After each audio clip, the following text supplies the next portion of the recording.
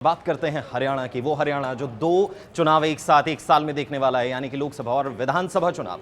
लोकसभा चुनाव में एक बड़ी खबर सूत्रों के हवाले से आ रही है कि बीजेपी जेजेपी जो गठबंधन है वो अलग से ही वो लड़ सकता है, यानी कि बीजेपी अलग से लड़ सकता है। और दूसरी चीज की 4 से 5 ऐसी सीटें हैं जहां पर नए चेहरे आपको देखने के लिए मिल सकते हैं, यानी कि चुनाव में, लोकसभा के चुनाव में जो 10 की 10 सीटें बीजेपी ने अपने कब्जे में रखी, यानी कि जिस पर जीत हासिल की, उनमें से 4 से 5 लगभग सीटें ऐसी हैं जहां पर फेरबदल हो सकता है, चेहरे नए उतारे जा सकते हैं। वो चेहरे जो बीजेपी के भरोसेमंद होंगे और वो चेहरे जिस पर बीजेपी दाव खेल सकती है कि आखिर किस तरीके से जीत हासिल की जाए। 4 से 5 वो सीटें जहां नए चेहरे वो मिल सकते हैं। सूत्रों के हवाले से ये खबर सामने आई है क्योंकि सुगबुगाहट जैसे ही चुनाव सामने आते हैं, चुनाव नजदीक आते हैं, राजनीति के अंदर सुगबुगाहटें तेज होती हैं। कई चीजें जिन्होंने अच्छे काम किए उनका आगे का रास्ता वो आसान होता है, और जो कहीं ना कहीं गड़बड़ कर गए उनकी सीट वो उनके हाथों से निकलती हुई भी नजर आती है। तो 4 से 5 सीटें ऐसी हैं जहां पर पुरानों को टाटा बाय बाय और नए चेहरों को वो मौका दिया जा सकता है। बड़ी खबर, क्योंकि चुनाव में महज कुछ ही वक्त है। तो ज्यादा जानकारी के लिए हम अब हमारी संवाददाता पूजा वर्मा की ओर चलते हैं और उनसे जानते हैं कि आखिर कौन सी वो सीटें हैं जहां पर ये सुगबुगाहटें वो सामने आ रही हैं। पूजा, सबसे बड़ी खबर यही है कि जो 10 सीटें बीजेपी ने जीती उसमें से 4 से 5 सीटें ऐसी हैं जहां पर नए चेहरे उतारे जा सकते हैं। क्या लगता है कौन सी वो सीटें हैं और किस तरीके से मजबूती इस खबर की है कि 4 से 5 सीटों पर नाम चेहरे वो बदले जा सकते हैं?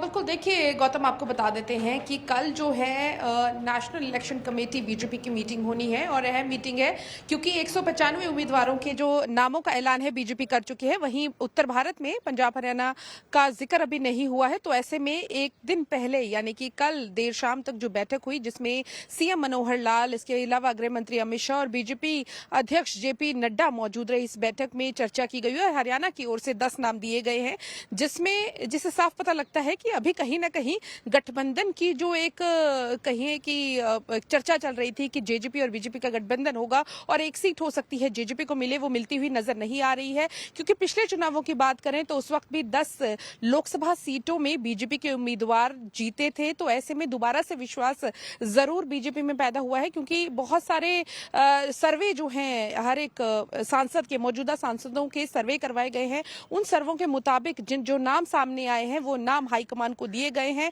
और जहां तक जानकारी मिल पा रही है, मौजूदा 4 से 5 सांसदों के जो हैं वो टिकट कटेंगे और नए टिकट जो वो मिल सकते हैं, जिसमें काफी चर्चाएं भी चल रही है। हालांकि अगर बीजेपी की बात करें तो इनके जो कैंडिडेट्स हैं वो बहुत ही ज्यादा सरप्राइजिंग होते हैं। कोई ऐसे कैंडिडेट्स हमें नजर नहीं आते जो पहले से ही जिनकी चर्चाएं चल रही होती हैं। तो अभी फिलहाल जो जानकारी मिल पा रही है उसमें एक टिकट किसी सेलिब्रिटी को मिल सकता है, एक किसी क्रिकेटर को मिल सकता है, जो जानकारी मिल पा रही है। यानी कि स्पोर्ट्स और सेलिब्रिटी का जो कॉम्बिनेशन हमने देखा था वो एक बार फिर से नजर आ सकता है। हालांकि नामों पर जो है संशय बरकरार है, क्योंकि कल बीजेपी की जो अहम बैठक दिल्ली में होनी है, जिसमें पीएम मोदी, गृह मंत्री अमित शाह, राजनाथ सिंह जो है वो सारे मौजूद रहेंगे, और तमाम राज्यों से जो लिस्ट जाएगी उस पर विचार विमर्श करके अगली लिस्ट जारी की जाएगी। हालांकि हरियाणा में जहां पर अभी फिलहाल जो नजर आ रहा है, क्योंकि हर एक सांसद का जो है वो देखा गया है कि आखिर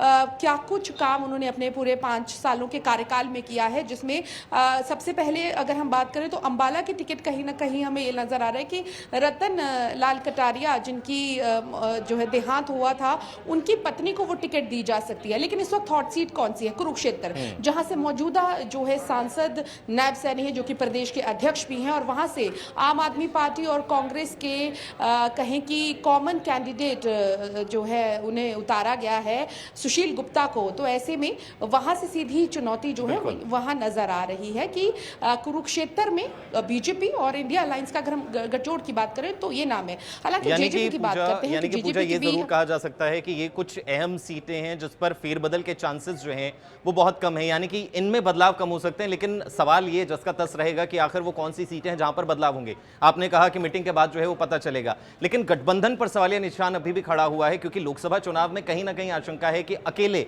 बीजेपी चुनाव मैदान में उतरे। लेकिन क्या यह गठबंधन विधानसभा चुनाव के लिए बरकरार रह सकता है? बहुत संक्षिप्त में इसका आंसर दीजिएगा। देखिए, गठजोड़ का जो फैसला है उसको करने के लिए, जिस तरह से मैं पहले भी बता रही थी कि जेजेपी ने भी अपनी एक कमेटी का गठन किया है, जो कि बीजेपी के हाईकमान के जो लोग हैं, जो नेता हैं, उनसे बातचीत में लगातार लगे हुए हैं, लेकिन सहमति नहीं बन पा रही है, क्योंकि कुछ लोग ऐसे हैं जो कांग्रेस छोड़ के या दूसरी पार्टियां छोड़कर बीजेपी में आए हैं, और कुछ सीनियर नेता है वहीं कुछ नाम ऐसे भी हैं जो चर्चाएं चल रही हैं, जो कि कांग्रेस छोड़ सकते हैं, बीजेपी में आ सकते हैं, और जिनकी परफॉर्मेंस पे सवाल खड़े हैं, उनको जरूर बीजेपी दोबारा से चांस नहीं देना चाहती, क्योंकि उनका फीडबैक बिल्कुल ठीक नहीं है। इस बार जो सर्वे करवाया गया है उसमें जो 5 ऐसे हम कहें कि सांसद हैं जिनकी रिपोर्ट बिल्कुल ठीक नहीं आई है, हालांकि नाम अभी तक बाहर नहीं आए हैं, लेकिन बहुत सारे ऐसे नाम हैं। ये भी बात सामने आई है कि जो प्रदेश अध्यक्ष हैं नैब सैनी, उनका नाम फिलहाल इस लिस्ट में जो है चर्चाओं में जरूर था, लेकिन लिस्ट में वो नाम नजर नहीं आ रहा है। लेकिन देखना फिर भी ये है कि आखिर कुरुक्षेत्र जो इस वक्त हॉट सीट है, वहां पर किसका नाम जो है वो सामने आ सकता है। हो सकता है फेरबदल दोबारा से किया जाए, दोबारा से विश्वास जरूर जताया जाए नैब सैनी पर, क्योंकि आगे लोकसभा इलेक्शंस भी हैं, तो बीजेपी नहीं चाहती कि किसी भी तरीके से नाराज किसी को करना है, तो किसी ना किसी को या तो लोकसभा में टिकट दी जाएगी या फिर जो इन लोकसभा इलेक्शंस में दी जाएगी। तो ये सारी चीजें देख के ही लिस्ट दे दी गई है, अब आगे फैसला जो है वो हाईकमान ने करना है। जी बिल्कुल पूजा, देखना यही होगा कि आखिर क्या कुछ हाईकमान अपनी मीटिंग से निचोड़ निकाल कर लेकर आता है। शुक्रिया पूजा, तमाम जानकारी के लिए हमारे साथ जुड़ने के लिए।